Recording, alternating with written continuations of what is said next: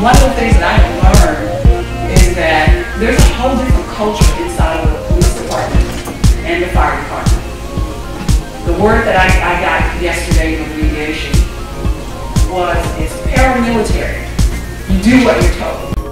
But at one of our park programs, they got a slip and slide. Didn't know that my employees were going to be doing the slip and slide. The young lady broke her finger on the slip and slide.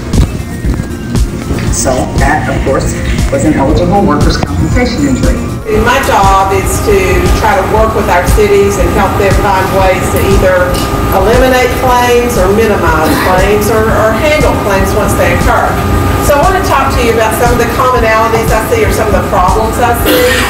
And I guess maybe one of the biggest challenges that I see is it's hard to fix stupid, isn't it?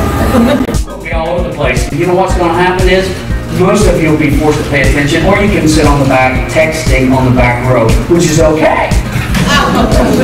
It's okay if that's what you want to do. Leave your cell phones on.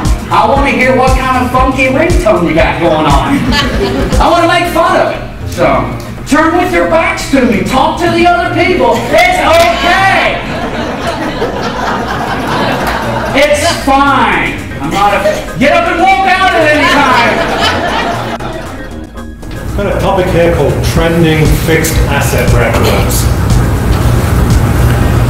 It's a very common way for people to establish the replacement cost of their personal property values, or personal property contents values.